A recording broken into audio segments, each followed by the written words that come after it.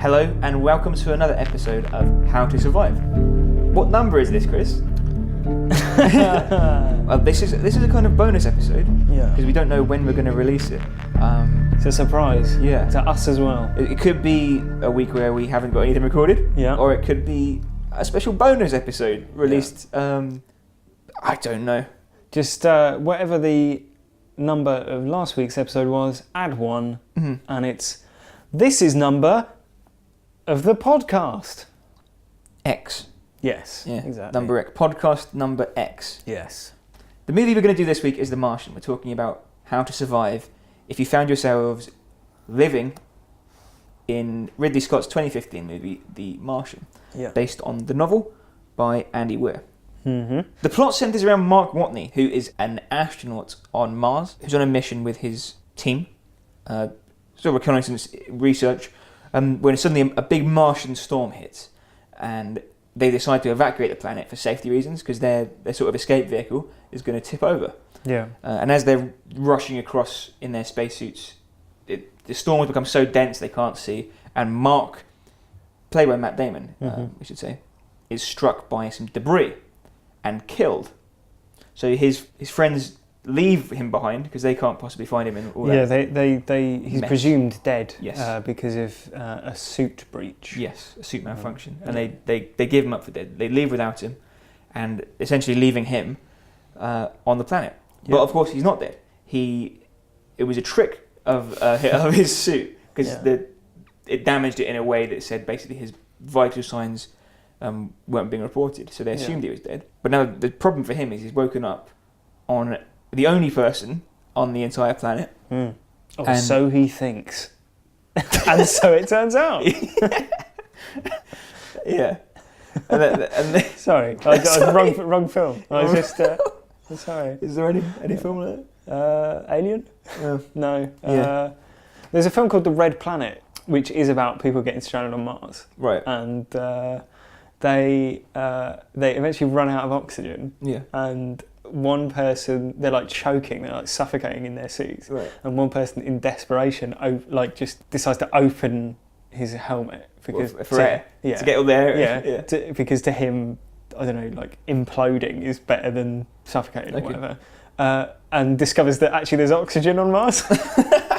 What a twist. So he was suffocating in his suit? Yeah.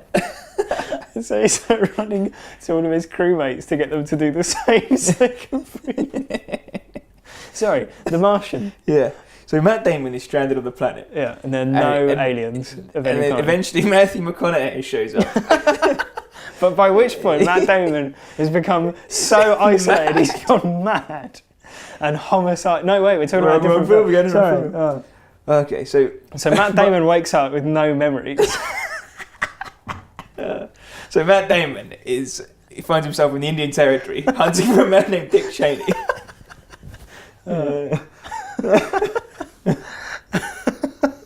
So Matt Damon... Wait, seriously now? Matt Damon? No. So Matt Damon wakes up a giant... But he's really good at maths. It's not your fault, Joe.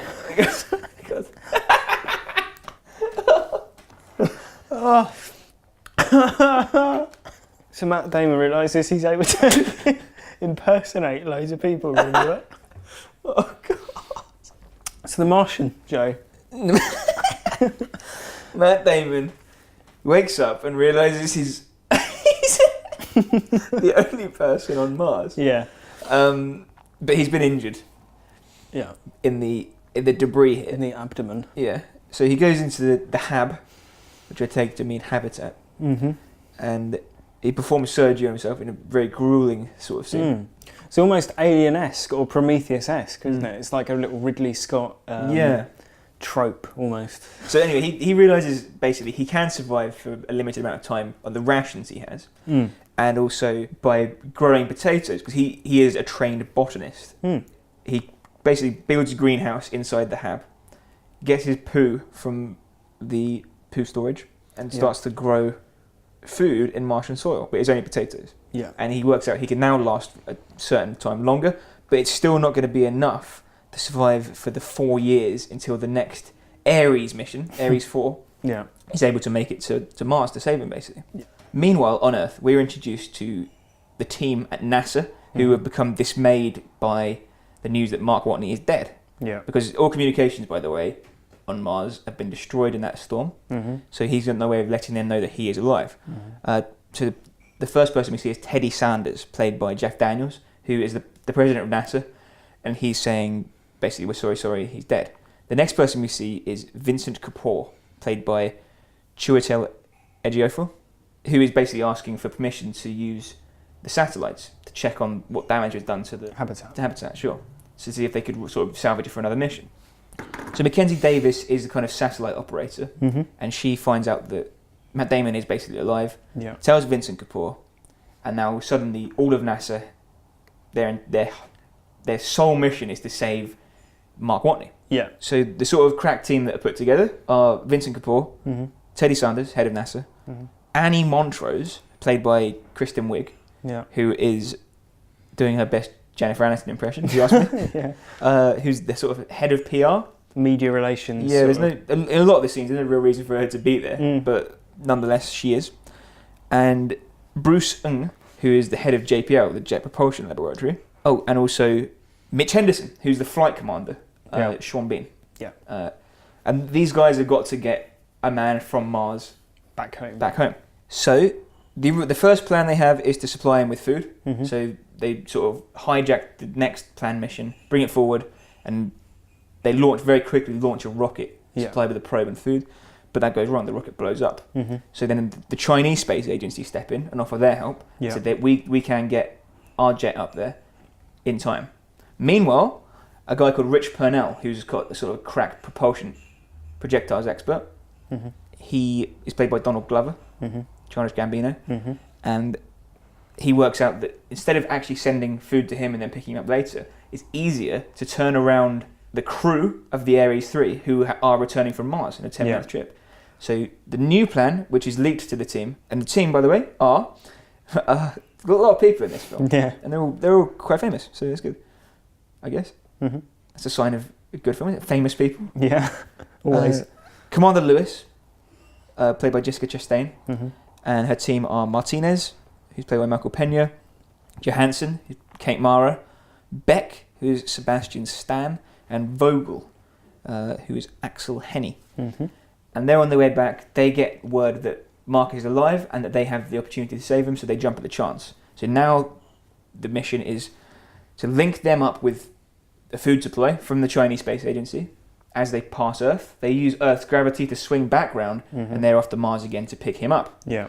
But the problem for him is that the only ship out of Mars is built for 6 people, and it's not built to link up with what they're on. Yeah. So he has to not only make his way for 3,000 miles, I think, across Mars in a basic rover. Yeah, that goes 30 miles a day, basically. But also, when he gets there, he has to basically destroy the ship. And the plan is for him to leave Mars just under a tarpaulin, because they had to take off the nose cone and all the windows. Yeah. So he's launched to 12 Gs with basically nothing between him and space except a thin piece of plastic. And his spacesuit. Yes. So he does. He launches into it. The link up is almost a success, but they're sort of 65 kilometres off course. Which is doesn't seem like a lot when you're in space, but it does make all the difference. Jeff. Yes, it does. Yeah. So they probably can see each other, but I mean, an inch or a mile, it doesn't matter if you're in space. So he's a little off course. The Ares 3 blows its bloody doors off, forcing it basically to sort of slow down. Slow down and re-angle towards him. Yeah. Commander Lewis flies out on the magic chair. Yeah, and she picks him up. Yeah. But not before he breaks a hole. There's still a bit of distance between them because she's tethered to the ship. So he chews through his glove with a nail and uses the escaping air to sort of push himself towards her in the style of Iron Man. So they link up, he's saved, and they return to Earth, where he begins a new life as someone who trains astronauts in how to survive. Yeah. That's Absolutely. The Martian. Yeah. Enjoy it? I really enjoyed it, I thought it was really good. It's a great space romp. It's quite a nice film. which is not something that I was exactly expecting. I don't think like Feel-good. it is like a feel-good film, even though, I mean, like Matt Damon's character Mark Watney must be incredibly well adjusted, basically. Because he almost never breaks down or despairs throughout the whole film. Yes. There's like a handful of moments where, like, initially he's obviously upset at his situation. There's a few other moments where things go wrong, like his collection of potatoes is destroyed when an airlock explosively depressurizes, and that's a setback for him. You know, there's quite a good scene actually where he's in the habitat, and he's sort of created a tarpaulin like door to keep the air in, and it's like being battered by the winds outside, and he's sort of there alone with only a tarpaulin to keep him from dying, basically, which is quite an affecting scene. He's like, I think at first, because I guess I wasn't so sure of the tone of the film to begin with. Like, I thought it might be a little bit darker. I've not read the book. Right. It could have been darker, I think. Yeah, but it's quite upbeat and it's quite witty. Yeah. And he's almost, initially, Mark Watney's almost like annoyingly positive the whole time. Yeah. Like... Well, I've got that down as one of my problems with the film. Yeah. Is that, and I'm not saying I do have a lot of problems. I don't want to start on a negative note. I was going to save this till later, but since we're talking about it now, the optimism of the film is kind of to its detriment, because there's that sort of jump from, okay, we've got to sort of waste 7 months. And I've read the book, and in the book you kind of see his mind deteriorating a bit. And if you compare it with some of the films that it's impossible not to compare it with, so say like Moon or Interstellar or Gravity, all three of those are like hugely impactful on the people who they're depicting. Yeah, yeah. And it's particularly Moon, you see the deterioration of Sam Rockwell's character throughout the film. Well, even a film like Castaway, which is maybe more analogous. Yeah, I guess so, because he's like sort of trapped, trying to survive on his own against the elements. Yeah. But the only thing we get in this is 7 months on. Matt Damon's got a body double, and who looks skinny. Yeah. Yeah. And that's about it. And you don't really get this sense, because 5 minutes after that he's arriving at the escape vehicle, and everything's like, there's never a real feeling that he's gonna not survive. No, the film has a body count of 0. Yes, and the first film we had probably for the How to Survive podcast. Yeah, it's the only film we've had with unbroken ground. Everyone survives. Yeah. I don't know if it's a reflection of Matt Damon's performance, but it feels like Matt Damon is stuck on Mars as opposed to a character. Yeah, it's Jason Bourne on Mars, right? Well, he feels like Matt Damon when Matt Damon's being interviewed, and he's got like that sort of sarcastic tone. You know, like the scene where he's crushing Vicodin and eating it with his potatoes. That could be like a scene where it's pretty bleak, and like, you know, we were talking about Everest however many episodes ago, and you know, that is a really bleak film. Mm-hmm. This is almost entirely bleakness free, despite how bleak his situation is. Yeah, exactly. Like it doesn't really come across like that. And he's incredibly proactive, right, all the way through. Yeah, and the soundtrack also aids that, because rather than like a chilling score, you've got ABBA. Yeah, and I love the soundtrack. I'll be honest with you, I really liked it. But But that's not to say that I think that's necessarily a problem with the film, because actually I think it's quite refreshing. Yeah. And what I said earlier about it being a nice film, I think that's what, you know, I think part of it. Yeah, it's like, I mean, you can have a happy ending, and it still be a good film. Yeah. Yeah. And yeah, it is a very happy ending. Like everyone survives unharmed, basically. Yeah. And everything's a roaring success. Yes. Yeah, there aren't really even many moments of jeopardy other than what we've already mentioned. Yeah, the airlock bursting. It kind of starts out with that like horrible self-surgery thing. Yeah, and you think it's going to be really intense, and you go, oh no, they sort of sets the tone for the film. Yeah, but then after like 10 seconds, he's breaking into one-liners and dancing around, and it kind of dilutes it a bit. He becomes almost like a YouTube blogger. Yeah. Like with his camera, like, and he's, you know, leaving sort of like sort of hey guys. Yeah. Like and subscribe at the bottom of the page. But overall I really enjoyed it. And it's witty, like the science elements of it are really interesting, and it's, you know, well researched. and it's almost like family friendly, like and like watching characters solving problems. Yeah. Like not just in this film, but in films generally, it's a really satisfying experience. Yeah, I mean, Breaking Bad being the high end of that. Yeah, it was in a bit, that it's even down to the point where he said, "I'm going to science the shit out of this planet," which is cringily similar to Science Bitch. I guess so. Yeah, but it's I think it's enjoyable watching him do these things, and also at no point really in the film, to people who aren't maybe that educated about science, at no point does it appear unrealistic. No, it could be authentic, yeah. And I think I imagine, because there's some changes from the book, which I think are probably because consultants at NASA said this wouldn't happen. Yeah. Well, I looked into the science of the film, because obviously NASA was involved in the film in a consultation sort of way. As well as appearing in the fiction of the film. So the one element of the film that's totally impossible, interestingly, is the storm at the start. Right. Because the atmosphere on Mars is 1% of Earth. Putting the rub to the red planet's plans for survival. Well, exactly, yeah. But so the storm, they say it's like 100-mile-an-hour winds. That would be the equivalent of like a 10-mile-an-hour wind here, and it would be like a light breeze, like the most, like it would have to be like a biblical storm, to have any sort of effect. Like if you think how sparse an atmosphere, 100 times more sparse than our atmosphere is. Right. Like imagine how strong it would have to, the weather would have to be to affect everything. But things like the gravity assist is all based in real science. And it's all possible. In the ship? Yeah. Really? And so it was first theorised by a junior scientist at NASA in the 1960s called Michael Minovich. And people thought he was, mad. But he is essentially Rich Purnell, the character played by Donald Glover. Yes. He's like this sort of, because Rich Purnell is like junior staff member, just has this idea and pitches it and is right. And it's an actual theory that's been put into practice. Really? Yeah. It's amazing. And it is possible. The only other error, or not necessarily an error, but something within the fiction of the world that exists in the film, is that for a long time they don't tell the crew of the Ares that Mark is alive. And presumably they do that by limiting their communications. Between each other?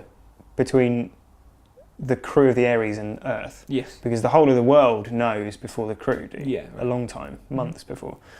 That's actually not the case in real life, at least. Right. Like NASA astronauts and things, people in space, they have the internet and they're able to just email.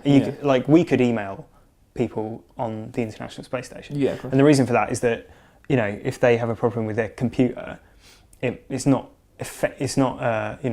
logical to just have like one point of contact for like everything. If there's like a problem with the plumbing or the internet or whatever, they need to have plenty of options. Exactly. Yeah. Well, that makes sense. So those are the scientific differences. Yeah. Well, I've got a few changes from the book, if you're interested in those. Sure. Obviously, there's plenty, and I don't want to sort of go, actually, it wasn't Waterloo he listened to, it was... So I'll limit it to the major sort of plot points that changed. So there's that scene where he blows himself up in the hab? Yes. Towards the beginning when he's growing the potatoes. Yeah. That actually happens differently. He realises he's filled the entire hab with hydrogen basically made it into a bomb, so he has to go and live in the rover until he can work out a way to get rid of it, which he does. Then when it depressurizes and he gets blown away. Yeah. In the book, the whole hab collapses. Right. But nothing's damaged. It just happens that it basically stands up under its own pressure. Right. So he has to, when his suit cracks, he hasn't got duct tape. He has to patch it with the sleeve of his suit. So he tears that and then ties a hole in it. So he has to do everything one-handed. And he crawls under the hab to find another suit with one hand. And very good. And when he's driving to the MAV, the MAV, his vehicle rolls as it's going down one of the hills. So he has to sort of roll it back onto its wheels using a lever. So there's a bit more sort of science, problem solving in the book. Exactly. But I can see why they streamlined it. And it's not like I was just really sat there going, God, I wish they had horrified more of this going on. Yeah. So there is one thing that I want to bring up. We were talking about Matt Damon's other films earlier. I wondered if you'd be interested to know approximately how much money has been spent saving Matt Damon. That's interesting. So, well, we've got Saving Private Ryan. Yeah. Interstellar, does that count? Yeah. Green Zone. Okay. The film where he's behind enemy lines in Iraq. Elysium, which is a recent sci-fi film by the guy who did District 9. Thank you. Courage Under Fire, which is a Gulf War film. Titan AE, which is After Earth. Yeah. Syriana, which is set in the Middle East. And Interstellar and Saving Private Ryan, as you said. So Courage Under Fire is a Gulf War I helicopter rescue, right? Which would have cost $300,000. Okay. Saving Private Ryan, World War II Europe search party would have cost $100,000. Yeah, 400,000 so far. Yeah. Titan After Earth, an Earth evacuation spaceship, $200 billion. 200 billion. 200 billion. So we're at 200 billion, 400,000 so far. Syriana, Middle East private security return flight, would be $50,000. So 200 billion, 400,000, 450,000. Yeah. Green Zone, US Army transport from the Middle East, 50,000 again. Okay. So you're on 500,000. So $2,500,000 so far. Elysium, space station security deployment and damages, $100 million. Right. So 2 billion, 100 million. 200 billion. 200 billion, 100 million, $500,000 so far. Interstellar, an interstellar spaceship that goes through a black hole. Yeah. $500 billion. 700 billion. 400,000. 700 billion, $1,500,000 so far. So far. The Martian Mars mission, right, to rescue Mark Watney, cost approximately $200 billion. 200 billion. Yeah. This is all in 2015 currency as well. Oh my goodness. So that puts it to over $900 billion spent just rescuing Matt Damon. And off the top of my head, you could also put Three Kings, in which he's imprisoned behind enemy lines. You could True Grit, when he gets lassoed by the Lucky Ned Pepper. How much would that have been? Like $5? Well, the cost of the bullets, I guess. So basically, Matt Damon is an expensive man to rescue. Yeah, that's only over a lot of buying. About 8 or 9 films. Yeah. So he's got an average of $100 billion spent on rescuing him per film. And in Interstellar, which accounts for over half of the budget, he's insane and tries to murder all the people that he's trying to save him. Oh, yeah, it's great. So yeah, that's a good fact. Where was that one? So those facts are from Keenan Eng. Okay, Keenan, thanks for that. They weren't sent to us, but they're on a website. Keenan Eng's written in. Thanks, Keenan. Yeah. So yeah, Matt Damon always needs rescuing, and it's always bloody expensive. That's very good, very good. I want to know how much you believe the following. Jeff Daniels is the head of NASA. Is this like on a scale of 1 to 5? Yeah. So what, like 1 not at all? Okay, I'll go 1 to 10. 1 being, one being Rihanna as a battleship commander. Well, I don't see the film, I'm guessing. No, yeah. But I know she plays someone in. So Rihanna in Battleship. Yeah. And 10 being Daniel Day-Lewis as Daniel Plainview. Yeah, okay, right. In There Will Be Blood. So Jeff Daniels as the head of NASA. Jeff Daniels is the head of NASA. Well, halfway through the film, I was reminded of Dumb and Dumber. Yeah. So as soon as I saw him. Yeah. So I'd say I'm going to go 5 because as he's gotten older, he's got like a sort of taxed look on his face and like world weary. And the newsroom kind of helps. Yeah, exactly. I haven't seen it, but I've seen clips where he seems to be, a man of business. Yeah. Talk some sense. Yeah. So that's all. That's average. Okay. That's par. That's how do you rate Donald Glover as a genius missile scientist? Well, he's playing like the sort of Sheldon Cooper role, isn't he? And I don't think Donald Glover is a stupid man, but No. I don't think he's necessarily a missile No. scientist level. He's literally not a rocket scientist. So I'm going to go 4. Okay. Slightly less believable. How much do you buy Sean Bean as a flight commander at NASA? Maybe a 2. Yeah. I think the fact that in the UK his voice is lent to his own voice is lent to the O2 adverts, Right. Yeah. renders any performance where he's just using his own voice almost unwatchable. Yes. Because all you can think is O2. O2. See what you can do. Yeah. Finally, how much do you rate Kristen Wiig as a high-powered... I've written PR guru because I don't know her role really. She's like media. She's like the head of media relations or something, but I don't understand. Okay, how do you rate Kristen Wiig as someone in NASA who is somehow privy to every conversation that happens and also the head of media relations? So, Kristen Wiig, in her role, I actually buy more than any of the other ones. Right. Like 7 or 8, maybe. Yeah, good. Because she's got like a sort of skittish media, like wired up personality, sort of like sort of everything's got to be perfect. Yeah.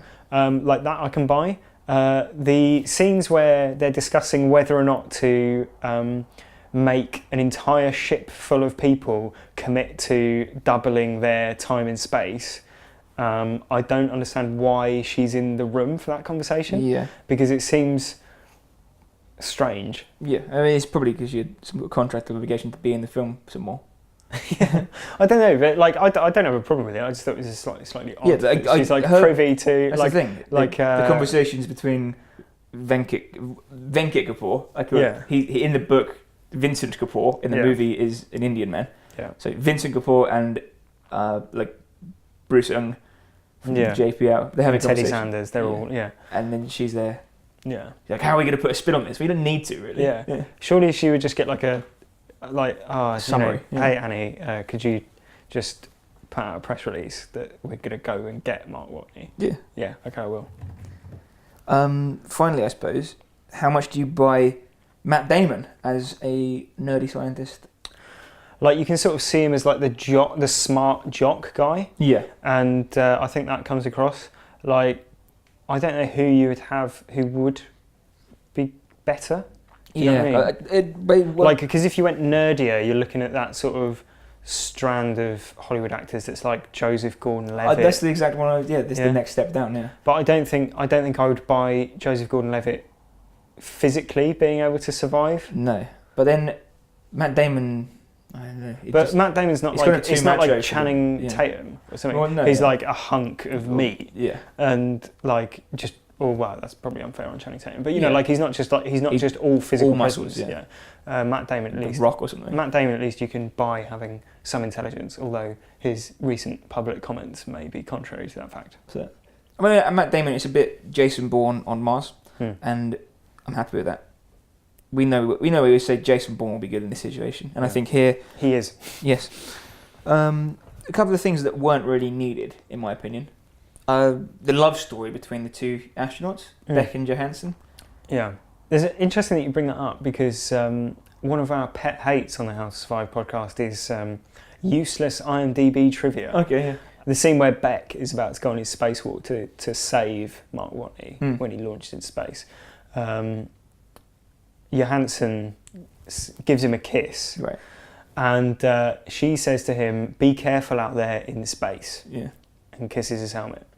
Right now, the IMDb trivia page for The Martian, someone has taken the time to write an entry for it, saying that scene is actually a reference to "In space, no one can hear you scream," right? And so the implied line is, "Be careful out there.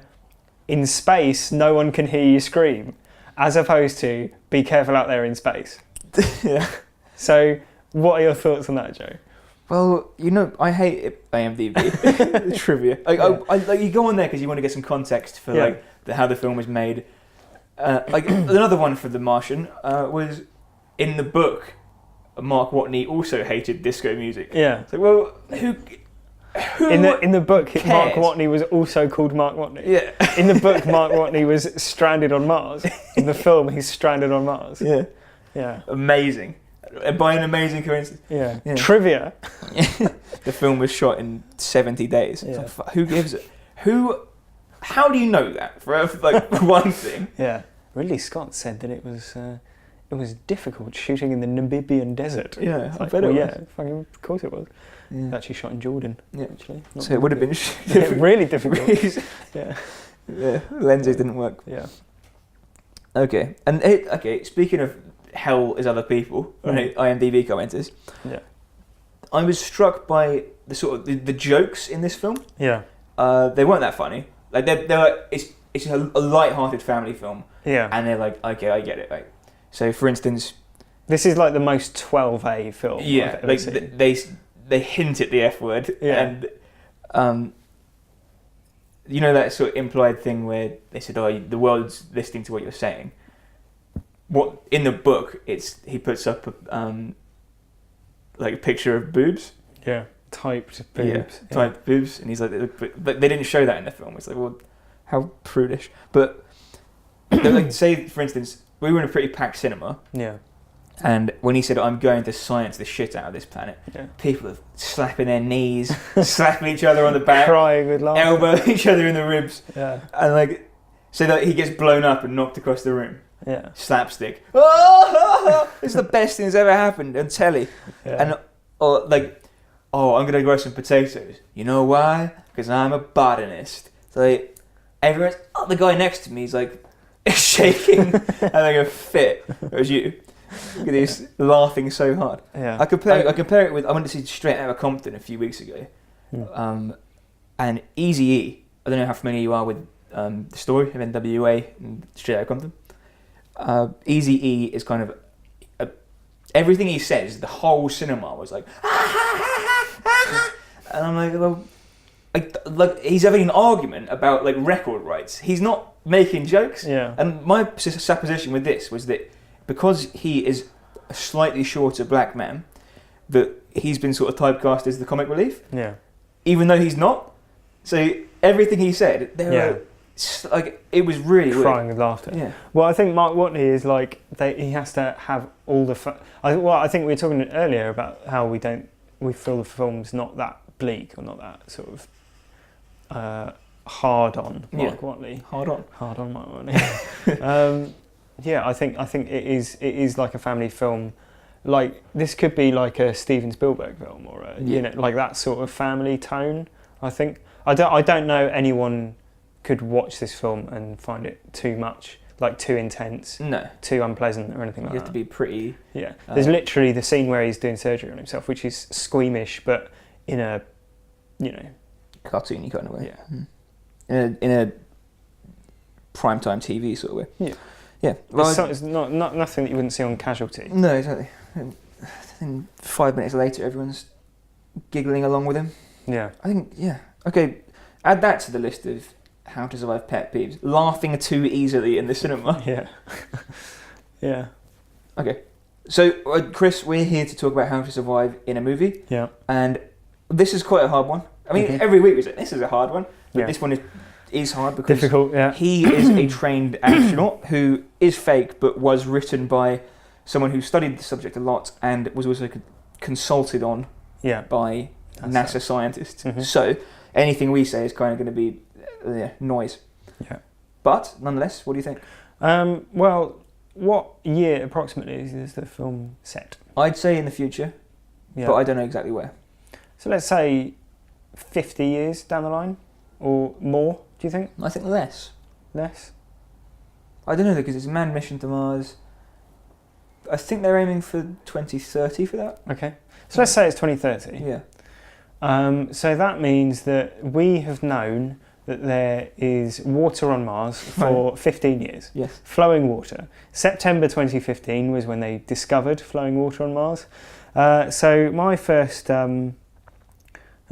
suggestion for how to survive is drink loads of water. Just go outside to the babbling brooks and flowing streams and rushing rivers that run all around Mars. Fill your cups. And just profit from the natural flowing resource of Mars. I will say that water is briny water. So you would be dead of salt poisoning. Wow.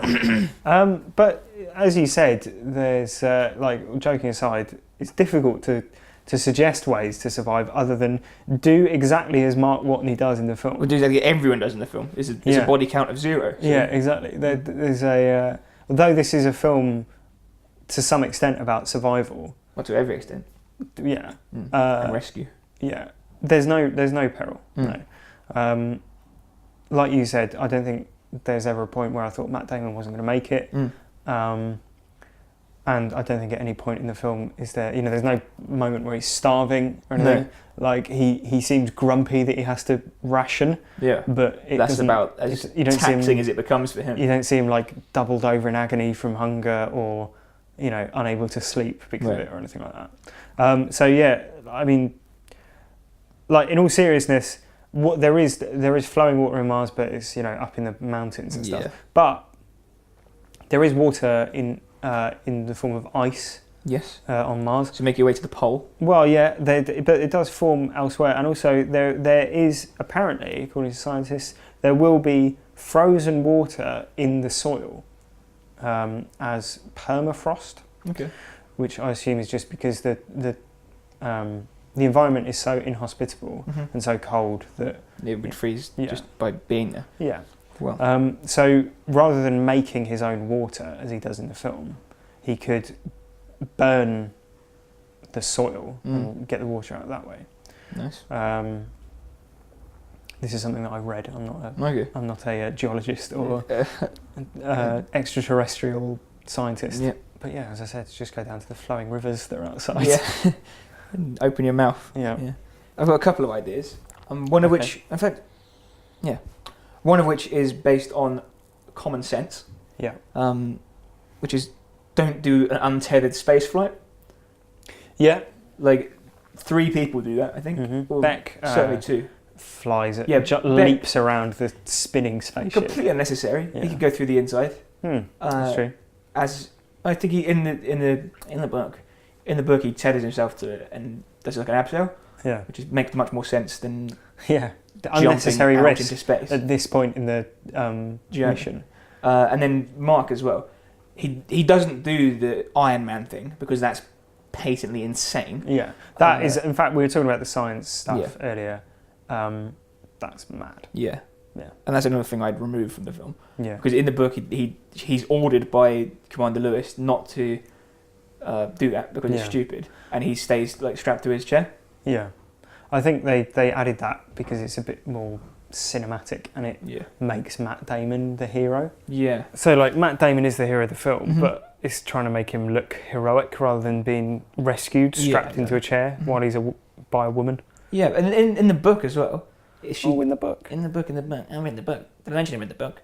Yeah. The book's better. Earlier on in this podcast you were saying, I don't want to be one of those guys who like... Well, this one's interesting because they made Commander Lewis to be the hero of the operation. Yeah. So that kind of she can get closure on the fact that she left him behind in the first place. Yeah. But she's not trained to do that in the book.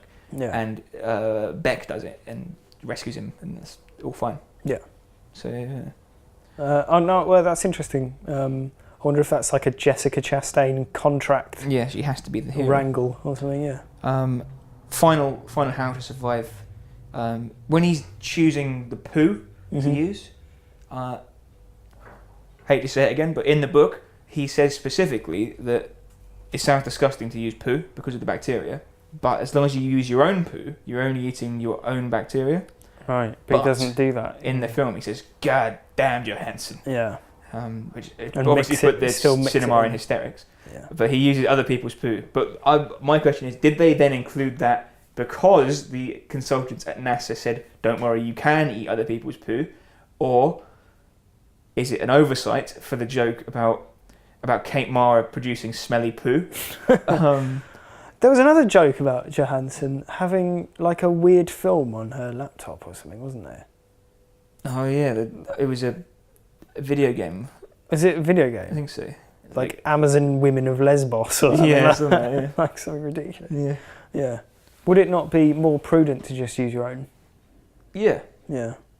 I guess it I wouldn't want to. I mean, like you, but I wouldn't want to eat your poo. No. I know he doesn't eat poo; it's fertilizer. But you want to eat a potato grown in poo. No.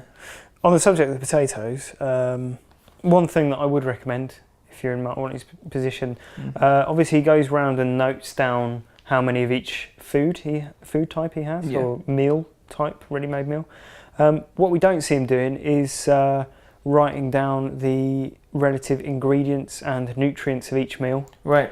Now, in the film, he survives essentially by growing potatoes. Now, in the rest of his diet, presuming that he combines the potatoes with other ready-made meals for the first however long. He has multivitamins as well.